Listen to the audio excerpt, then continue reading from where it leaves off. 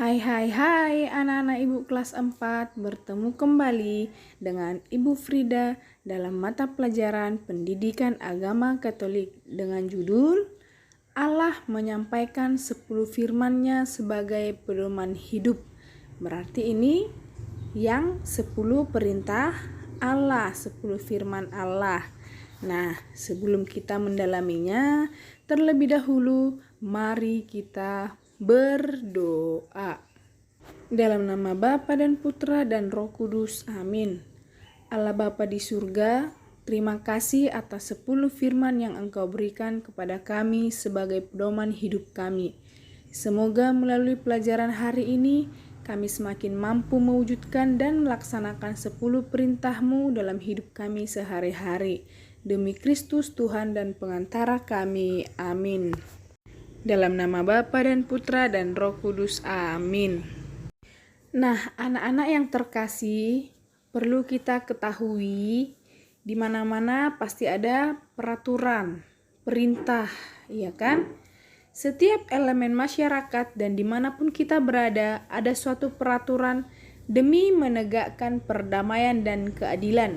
Dalam hal lomba memancing pun terdapat aturan supaya pelaksanaan lomba dapat berjalan dengan baik, sehingga kita haruslah mampu menjalankan dan menghormati setiap aturan yang ada, baik di rumah, sekolah, gereja, dan juga masyarakat. Nah, selama kita hidup bersama dengan orang lain, kita membutuhkan adanya seorang pemimpin. Jelas ya, tidak semua menjadi anggota, tapi harus ada pemimpinnya.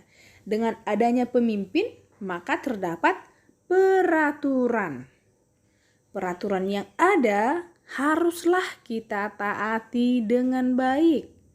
Tujuannya supaya menjadi damai, harmonis, dan dapat mencapai cita-cita serta tujuan hidup kita. Nah, coba kita lihat contoh peraturan dalam keluarga. Sesudah dan sebelum tidur wajib berdoa. Nah, di keluarga kita pasti ada peraturan seperti ini kan? Mau tidur, mau bangun tidur harus berdoa dan merapikan tempat tidurnya. Tidak mungkin dong kita tidur di situ tapi kita tidak merapikannya. Jadi kita harus bisa merapikan tempat tidur kita. Itu salah satu peraturan dalam keluarga. Nah, contoh peraturan dalam masyarakat, apa itu? Ya, melakukan kerja bakti atau gotong royong. Apalagi tamu bermalam wajib lapor, menggunakan masker saat keluar rumah. Inilah contoh peraturan dalam masyarakat. Coba mari kita lihat contoh peraturan di dalam sekolah, yaitu datang ke sekolah 15 menit sebelum pelajaran dimulai. Siswa yang tidak masuk karena suatu hal harus izin kepada guru. Ya. Jadi setiap siswa wajib berpakaian rapi dan bersih sesuai dengan ketentuan sekolah. Inilah contoh peraturan dalam sekolah. Baik anak-anak ibu sekalian, ibu mengajak kalian untuk menyaksikan video berikut. Tuhan menampakkan diri di Gunung Sinai. Mari simak videonya, ikuti. Oke? Keluaran pasal 19. Pada bulan ketiga setelah orang Israel keluar dari tanah Mesir, mereka tiba di padang gurun Sinai pada hari itu juga. Setelah mereka berangkat dari Rafidi, tibalah mereka di padang gurun Sinai, lalu mereka berkemah di padang gurun. Orang Israel berkemah di sana di depan gunung itu. Lalu naiklah Musa menghadap Allah, dan Tuhan berseru dari gunung itu kepadanya, "Beginilah kau katakan kepada keturunan Yakub, dan kau perintahkan kepada orang Israel, kamu sendiri telah melihat apa yang kulakukan kepada orang Mesir, dan bagaimana aku telah mendukung kamu di atas sayap Raja Wali, dan membawa kamu kepadaku. Jadi sekarang, jika kamu sungguh-sungguh mendengarkan firman-Ku dan berpegang pada perjanjianku, maka kamu akan menjadi harta kesayanganku sendiri dari antara segala bangsa, sebab akulah yang empunya seluruh bumi. Kamu akan menjadi bagiku kerajaan imam dan bangsa yang kudus.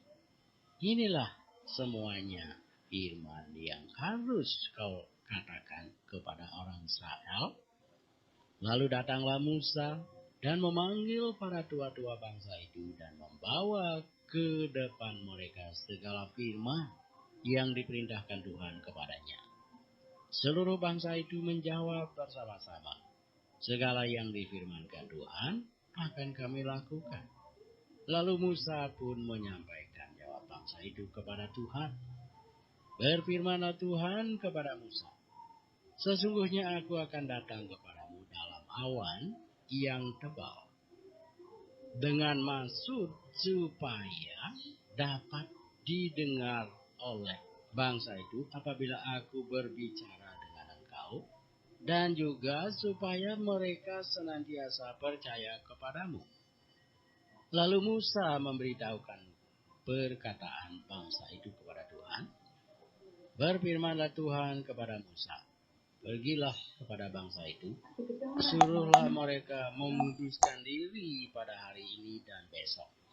Dan mereka harus mencuci pakaiannya.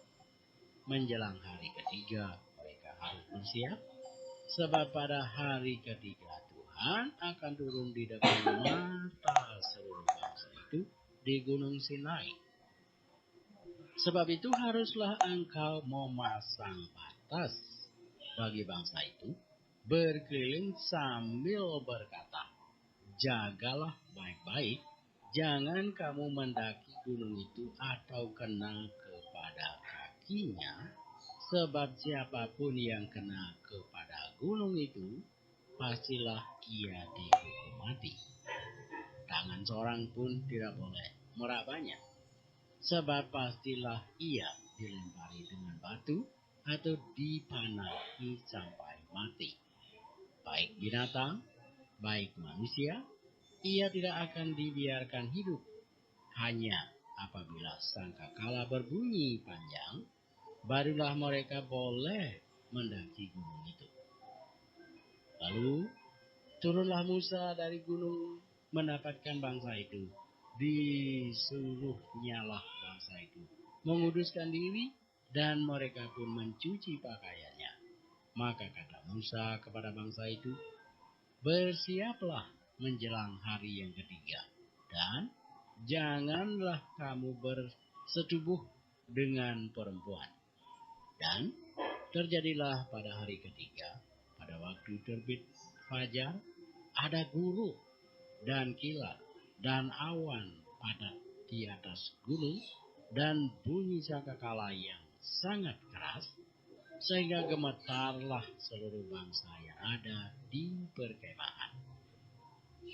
Lalu Musa membawa bangsa itu keluar dari perkemahan untuk menjumpai Allah, dan berdirilah mereka pada kaki gunung. Gunung Sinai ditutupi seluruhnya dengan asap, karena Tuhan turun ke atasnya dalam api. Asapnya membubung seperti asap dari dapur, dan seluruh gunung itu gemetar sangat. Bunyi sangkakala kian lama kian keras. Berbicaralah Musa, lalu Allah menjawabnya dalam gurun. Lalu turunlah Tuhan ke atas gunung Sinai, ke atas puncak gunung itu. Maka Tuhan memanggil Musa ke puncak gunung itu, dan naiklah Musa ke atas.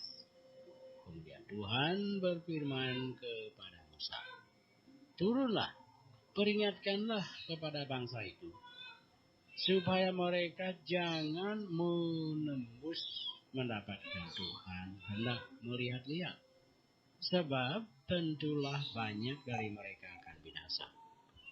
Juga para imam yang datang mendekat kepada Tuhan haruslah menguduskan dirinya, supaya Tuhan jangan melanda mereka. Lalu berkatalah Musa kepada Tuhan, tidak akan mungkin bangsa itu mendaki gunung Sinai ini, sebab engkau sendiri telah memperingatkan kepada kami. Demikian, pasanglah batas sekeliling gunung itu, dan nyatakanlah itu kudus. Lalu Tuhan berfirman kepadanya, pergilah, turunlah, kemudian naiklah pula engkau beserta Harun, tetapi para imam dan rakyat tidak boleh menembus untuk mendaki menghadap Tuhan, supaya mereka jangan dilandanya. Lalu turunlah Musa mendapatkan bangsa itu dan menyatakan hal itu kepada mereka. Baik, kita sudah menyaksikan video tersebut.